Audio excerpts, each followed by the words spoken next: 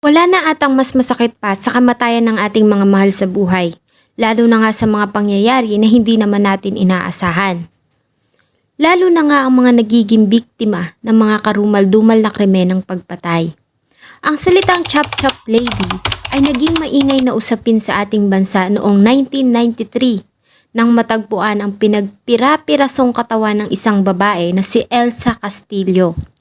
Pero bago pa man ito mangyari noong 1967 ay isang Pilipina na ang naitalang kauna-unahang biktima na pinaghati-hati ang katawan.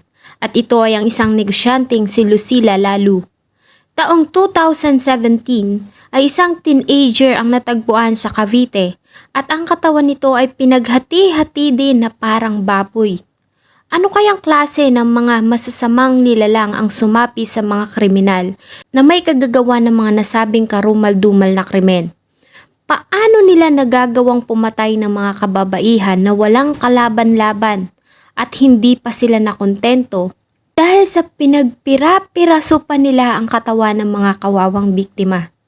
Hayaan niyo pong isalaysay ko ang kwento ng chop-chop ladies na sila Lucila Lalu, Elsa Castillo at Mitzi Joy Balunsay. Bago ko po simulan ang ating story, sa mga bago po sa channel ko, please hit the subscribe button at pakipindot na rin po ang ating notification bell para ma-notify kayo sa mga bago nating upload na videos. Taong 1957, ay nilisan ni Lucila ang kanilang bayan sa barangay Mapaniki, Candaba, Pampanga, para subukan ang kapalaran sa Manila. Nagtrabaho ito bilang isang waitress sa isang maliit na bar at nagsimulang mag-ipon ng pera para sa kanyang mga pangarap. Nagbunga ang kanyang pagtitipid at hard works dahil nagawa ni Lucila Tolentino Lalu na makabili ng isang beauty salon, ang Lucy's House of Beauty, sa may Halige Street sa Santa Cruz, Manila. At di kalaunan, ay nabili niya din ang Pagoda Soda Fountain na isang restaurant at cocktail lounge nightclub sa Rizal Avenue sa Santa Cruz. Ngunit isang araw noong summer season taong 1967 ay bigla siyang nawala na ipinagtaka ng kanyang mga empleyado at mga kaibigan. Pero walang nag-report ng kanyang disappearance sa mga pulis dahil sa inakali ng mga ito na nagpapahinga lang ito at muli ding magpapakita. May 28, 1967 ay may natagpuang hita ng isang babae sa Malabon Street, Santa Cruz, hindi kalayuan sa Pagoda Soda Fountain na pagmamay-ari ni Lucila. Ang mga hita ay hinati sa 4 na piraso at nakabalot sa dyaryo na may petsang May 14, 1967. Ang nasabing bahagi ng katawan ay nakita sa isang garbage can ng isang garbage collector.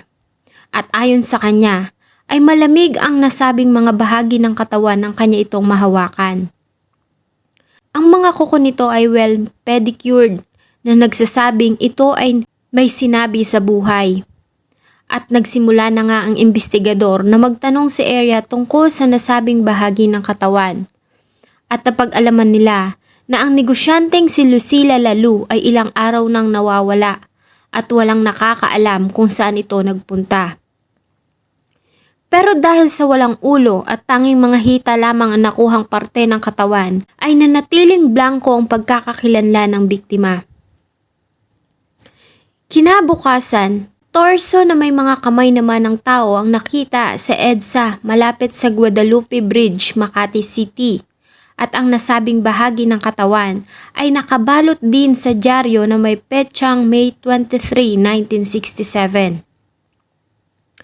Ang fingerprints na nakuha nila sa kamay na nasabing bahagi ng katawan ay agad nilang kinumpara sa fingerprint ng nawawalang negosyante na si Lucila Lalu gamit ang fingerprint nito nang siya ay kumuha ng police clearance. At ang nasabing mga fingerprints ay nag-match, kaya naman opisyal na nilang kinilala ang biktima na ang 28 years old na negosyanteng si Lucila Tolentino Lalu. Ang mga investigador na naatasang humawak ng kaso ay agad na hinalukay ang background ni Lucila. hoping na matatagpuan nila ang ulo nito at malalaman nila ang taong nasa likod ng ginawang brutal na pamamaslang. Ang homicide investigators noted na kung sino man ang pumatay ay may kakayahan nito sa paggamit ng kutsilyo o may kaalaman sa medikal dahil sa malinis ang mga ginawa nitong pagkakahiwa sa mga bahagi ng katawan. At dahil sa ang mga bahagi ng katawan ay nagyayelo pa nang ito ay matagpuan, ay maaaring ang suspect ay may access sa isang malaking freezer at ganun din ang sasakyan na ginamit para sa pagtapon ng mga bahagi ng katawan. Sa kanilang ginawang investigation, ay napag-alaman nila na isa sa mga naging kahinaan ng isang matalino at magaling na batang negosyante ang kanyang puso dahil sa hindi lamang isa o dalawang lalaki ang naging karelasyon nito na nagpahirap sa mga investigador. Isa sa mga suspect na inaresto ng mga pulis ay si Florante Relos, isang 19 years old na waiter sa Pagoda Soda Fountain. Matapos na makatanggap ng report galing sa kahera ng pagoda na nagsabing si Lucila at Florante ay naghiwalay na. At nang gabi nang mangyari ang pagkawala nito, ay nabanggit niya kay Florante at sa mga kaibigan nito na si Lucila ay nasa kanyang beauty parlor.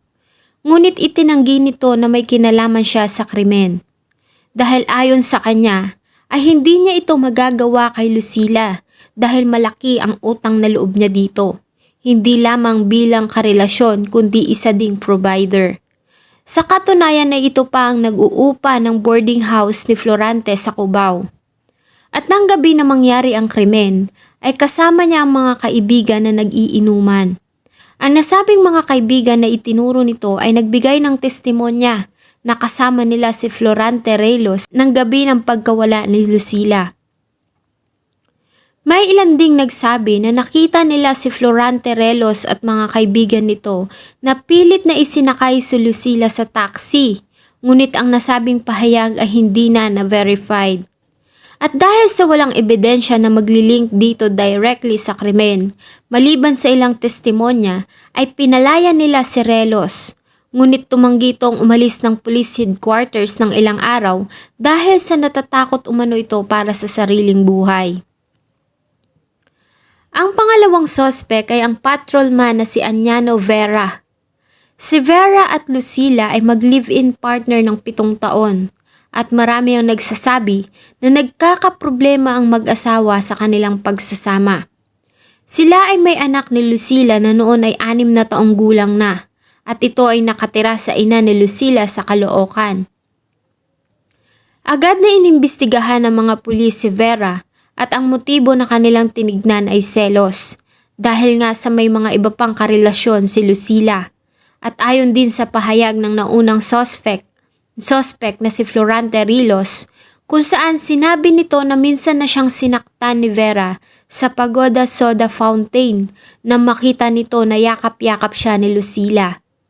At ayon din sa kanilang nalaman na minsan nang nagwala si Vera sa pagoda at sa parlor ni Lucila, kung saan ay nagpaputok ito ng baril ng 3 beses, 1 buwan bago ang pagkawala ni Lucila. Ayon kay Vera, noong gabi bago mawala ang kinakasamang si Lucila ay nakasama niya pa itong kumain ng hapunan sa beauty parlor nito ng bandang 6:30 at matapos noon ay umalis na din siya sa lugar. Ilan sa mga testigo, kabilang na ang ilang kamag-anak ni Lucila, ang nagsabi na nakita nila si Lucila sa parlor na natutulog matapos na umalis si Vera. At ito ay hindi tumugma sa testimonya ni Florante Relos kung saan sinabi niya na nakita niya si Lucila ng bandang 7:30 ng gabi ng parehong araw sa Pagoda Soda Fountain. At tulad ng naunang intestigo ay wala silang nakitang kahit na anong mga maglilink kay Vera sa kapagkamatay ni Lucila Lalu, kaya agad din nila itong pinakawalan. Isa pang suspect na kanilang inimbestigahan ay ang executive ng isang printing firm na kanilang napag-alaman na naging karelasyon din ni Lucila. At nakilala lamang nila ito dahil sa cardboard material na ginamit na ipinangbalot sa torso ni Lucila. Ngunit meron din itong alibay ng gabi na mangyari ang krimen. At ang nasabing mga cardboard at material ng newspapers ay binibenta sa kalye, kaya naman muling naging blanko ang investigasyon ng kaso. Hanggang sa noong June 15, 1967, ay isang dentistry student ang lumapit sa mga pulis. Ito ang 28 years old na si Jose Luis Santiano, isang gwapo at anak ng isang retiradong colonel, ang nagkumpisal gamit ang kanyang sulat kamay na pahayag tungkol sa nagawang krimen. At ayon sa kanya, ay nakaranas siya ng mental blackout, ngunit naaalala niya na nasakal niya si Lucila hanggang sa mamatay ito. Napag-alaman din ng mga investigador na si Jose Luis Santiano ay karelasyon din ni Lucila at ito ay umuupa sa spare room sa beauty parlor. Sa kanyang unang naging pahayag ay sinabi niya na inakit siya ni Lucila at tinanggihan niya ito, kaya naman tinakot siya ng babae na gagawa ng gulo. Nalubos niyang ikinagalit, kaya naman ay napatay niya ang babae. Ayon sa kanya ay tinapon niya ang ulo ni Lucila sa isang creek malapit sa Albano, Quezon City at binitbit niya ang mga bahagi ng katawan nito na nakalagay sa paper bags at kahon habang nag-commute gamit ang taxi at jeep. Nakakita din ang mga pulis ng tuyong bakas ng dugo sa ilalim ng kama ni Jose Luis. At napansin din nila ang forced entry sa pintuan ng silid nito. 3 araw matapos ang pag-amin nito sa krimen, ay nagbago ng testimonya si Jose Luis at ayon sa kanya ay hindi siya ang pumatay, subalit siya umano ang nakasaksi sa krimen. Ayon sa kanyang pangalawang naging pahayag, na nakita niya ang 3 kalalakihan na pumasok sa parlor kung nasaan ang silid niya. Ang 2 lalaki ay nakita niyang pumatay kay Lucila, habang ang isang lalaki naman ay tinututukan siya ng baril. Ang pang-4 na lalaki ay dumating sa parlor kinabukasan at nagplanta ng mga ebidensya tulad ng patak ng dugo sa kanyang silid. At tinakot siya ng mga ito na tumahimik kundi ay mamamatay siya. Sa kabila ng pagbabago ng testimonya ni Jose Luis, ay naniwala pa din ang mga kapulisan na ito ang kriminal dahil na rin sa martilyo na may mantsa ng dugo, kutsilyo at razors na kanilang nakita sa silid nito. Ganon din ang ginawa nitong unang mga pahayag na tumugma sa mga ebidensya at lugar kung saan natagpuan ang mga katawan.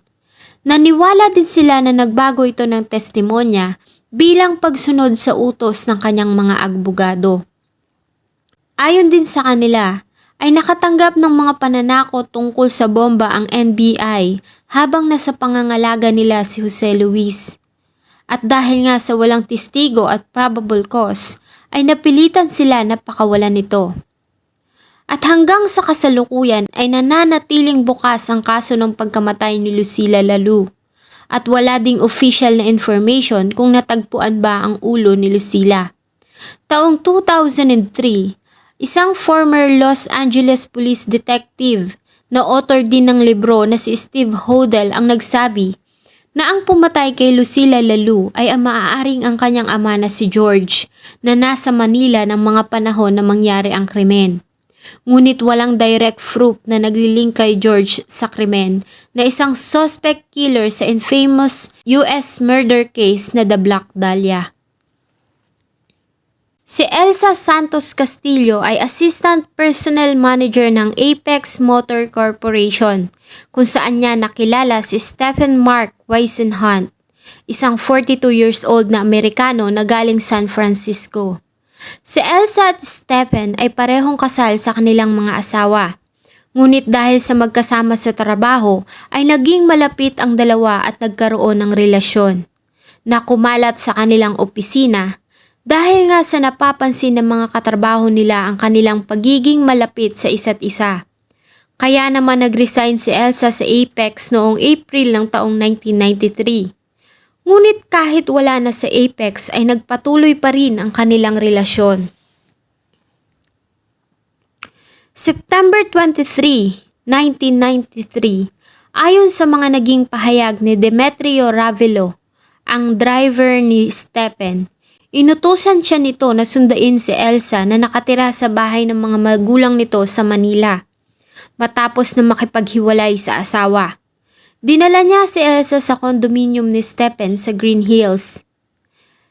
Nang bandang hapon ng pareho pa ding araw, ay inutusan siya ng amo na dalhin ang isang paper bag sa opisina nito at sinabi din nito na pagbalik niya ay wag muna siyang umalis dahil sa ihahatid pa niya si Elsa ng bandang 10:00 ng gabi.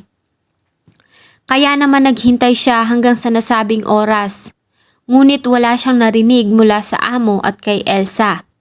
At dahil sa lumalalim na ang gabi ay nagdesisyon na itong umuwi at bumalik kinaumagahan sa unit ni Stephen kung saan ay dinatnan niya ang house helper na nagngangalang Lucy at hinahanap nito ang kutsilyo.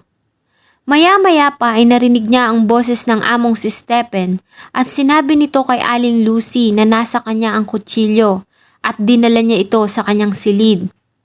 Matapos noon ay inutusan siya ng amo na bumili ng sigarilyo bago siya pinauwi nito ng bandang 5:00 ng hapon.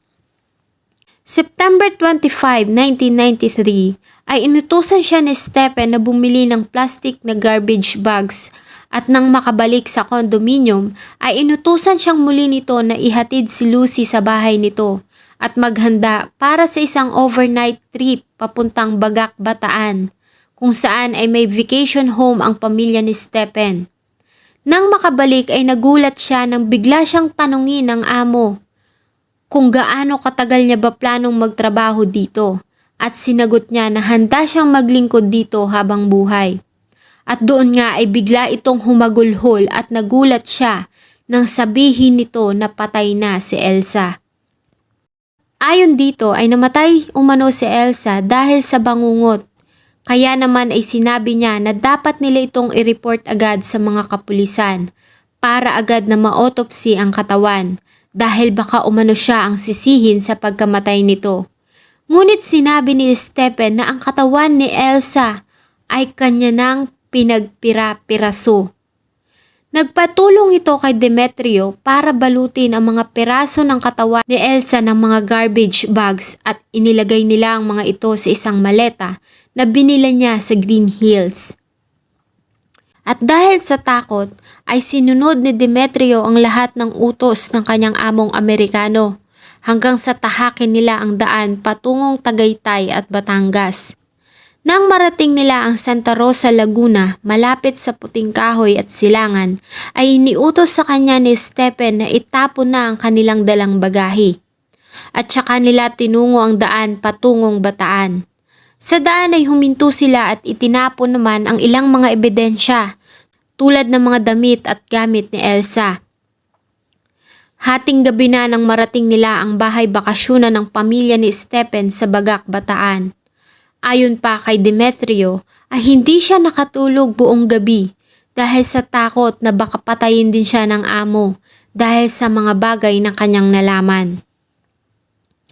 Kinabukasan ay muli na silang bumalik ng Metro Manila at nang makarating ng bahay ay agad na ikinuwento ni Demetrio sa pamilya ang nangyari.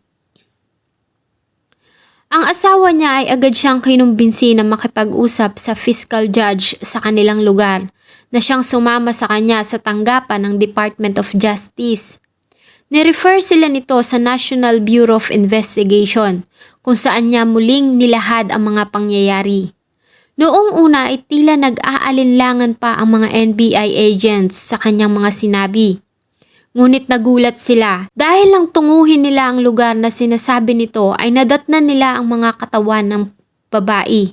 Marami na ding tao sa lugar dahil sa may grupo ng mga tricycle drivers sa area ang nakadiskubre ng bangkay. Nakita din nila ang mga gamit ni Elsa sa lugar na itinuro ni Demetrio. Kaya naman agad nilang inaresto si Stephen Mark Wesenhunt. At dahil sa pinagsamang testimonya at mga ebidensya na nakalap ng mga investigador, ay sinampahan si Stephen ng kasong pagpatay. Sinubukan pa ni Stephen na ipagtanggol ang kanyang sarili sa harap ng hukuman. At ayon sa kanya, ay bangungot ang kinamatay ni Elsa. At nagtestify pa sa hukuman ang kanyang abogado na isang doktor. Subalit taliwas ito sa resulta ng medical legal team na nagsagawa ng autopsy sa katawan ni Elsa. At ayon sa kanila, si Elsa ay hindi namatay sa bangungot, kundi sa 3 saksak na tinamo nito sa kanyang dibdib bago ito pinagpira-piraso. Sinubukan din ni Stephen na ibaling ang investigasyon sa asawa ni Elsa at nagpakita ito ng isang threatening letter mula kay Fred.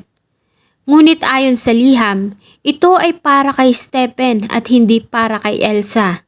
At napag-alaman din nila na si Elsa at Fred ay nagkaayos na at nagkasundo na muling magsasama ilang araw bago ito mamatay. Kaya naman ay marahil ito ang nakitang motibo ng NBI kung bakit nagawang patayin ni Stephen si Elsa. Matapos ang mahabang pagdinig ay naglabas na ng hatol ang hukuman at ayon sa 35 pages na desisyon na binigay ni Judge Ricardo Molina, si Stephen Mark Wesenhunt ay napatunayang guilty sa pagpatay kay Elsa Castillo at hinatulan ng maximum penalty na reklusyon perpetua at inatasan ding magbayad ng sapat na halaga para sa mga naulila ng biktima. Noong February 28, 2013, matapos ang 19 na taon na pagkakakulong, ay dineport si Stephen sa California, sakay ng Philippine Airline, para doon na nito bunuin ang kanyang sentensya. Ayon din sa naging pahayag ng immigration officials, ay nabawasan ang sentensya nito dahil sa Good Conduct Time Allowance Law at naka-blacklist na din ito sa ating bansa dahil sa kinasangkutang karumal-dumal na pangyayari. Noong June 7, 2017, ay isang sako ng bigas at kahon na may mga lamang at pira-pirasong katawan ng isang babae ang nakita sa Arianville, Barangay de Ocampos, 13 Martires, Cavite. Matapos na mapansin ng mga residente doon ang nasabing kahon at sako, ay agad silang tumawag ng mga kapulisan. Nang dumating ang Soko sa crime scene ay nagulat sila nang makita ang pinagpira-pirasong katawan ng isang dalaga. Ang identification card nito at ilang mga gamit ay na-recover din nila sa crime scene. Kaya naman agad na nakilala ang biktima na si Mitzi Joy Balunsay. Isang second-year student at academic scholar sa Cavite State University. Ayon sa kanyang ama na si Jerry Balunsay, ay nagtungo si Mitzi Joy sa school para mag-enroll noong June 5, 2017 at nakatanggap sila ng text mula dito na hindi siya makakauwi. Matutulog umano ito sa bahay ng isang kaibigan dahil sa hindi nito natapos ang enrolling process at kailangan nitong bumalik ng maaga sa school. Ngunit nagtaka ang kanyang tiyahin dahil tila iba ang estilo ng mensahe nito at nasanay din sila na sa tuwing magpapadala ito ng messages ay lagi nitong itudugtong sa dulo ang mga katagang I love you. Lumabas sa resulta ng autopsy na ginahasa muna si Mitzi bago ito sinakal hanggang sa mamatay. Ilang araw matapos na matagpuan ang katawan ni Mitzi, ay inaresto ng mga pulis ang isang 20 years old na estudyante din sa Cavite State University na si Alvin de Los Angeles. Pareho silang incoming sophomore student ng kursong tourism. Magkasama din sila sa sinalihang org na teatro sa university. Inaresto ito sa kanyang inuupahang apartment sa Indang, Cavite. Ayon kay Alvin, ay dati niyang nobya si Mitzi Joy. Ngunit bigla na lamang nitong tinapos ang kanilang 4 na buwang relasyon. Pero nais niya pa rin na makipagbalikan dito. Kaya naman ay inanyayahan niya ito sa apartment para kausapin. Ayon kay Superintendent Egbert Tibayan, ang 13 Martires Chief of Police, ay wala itong katotohanan. Dahil sa kanilang ginawang investigasyon ay walang nakapagbigay ng impormasyon na nagkaroon ng relasyon ng dalawa.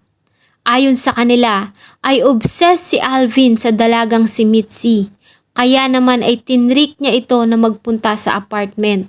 Alam kasi nito na relihiyosa si Mitzi, kaya pinakiusapan niya ito na i-pray over umano ang kapatid niyang babae na namatay. Samantala, ayon kay Alvin, dahil sa ayaw na makipagbalikan ni Mitzi, sa kanya ay nandilim ang kanyang paningin kaya niya ito napatay. At ayon din sa kanya ay hindi niya alam kung anong gagawin sa bangkay kaya naman chinap-chap niya ito at inilagay sa kahon at sako. Hiniram niya din ang apartment na inuupahan ng isang kaibigan kung saan niya ginawa ang krimen at ang paghati-hati sa katawan ni Mitzi sa isang bathtub bago niya ito ibinalot. Ang nakuha niyang 500 pesos sa pitaka ni Mitzi ay siyang binayad niya sa tricycle driver na sinakyan niya nang itapon ang katawan ng dalaga. Humingi din ito ng tawad sa pamilya ni Mitzi, lalo na nga sa ina nito na kadarating lamang ng Pilipinas dahil sa nagtatrabaho ito sa abroad para matustusan ang pag-aaral ng kanyang anak. Ngunit dinatnan niya ito na nasa loob na ng isang kahon at masakit pa ay pinagpira-piraso pa ang katawan nito na parang baboy. January 12, 2018, hindi pa man nagsimula ang paglilitis ng kaso, ayon sa inilabas na pahayag ng mga kapulisan, ay sinubukan ni Alvin de Los Angeles na agawin ang baril ng isang jail guard na siyang naging dahilan, kaya naman ay pinaulanan nito ng mga pulis ng putok ng baril na siyang naging dahilan ng pagkamatay nito. Ang sinapit ni Lucila Lalu, Elsa Castillo at Mitzi Joy Balunsay ay talaga namang nakakapanlumo. Kahit pa nga saan mong anggulo tingnan ay hindi nila deserve ang ganun kasakit na kamatayan. Lagi po tayong mag-iingat sa mga taong ating nakakasalamuha. Sa araw-araw, huwag magtitiwala agad sa mga taong hindi natin lubos na kilala. Sana po ay nagustuhan nyo ang malungkot na kwentong akin pong ibinahagi. Marami pong salamat sa patuloy na suporta sa aking channel. Thank you so much po and see you on my next video.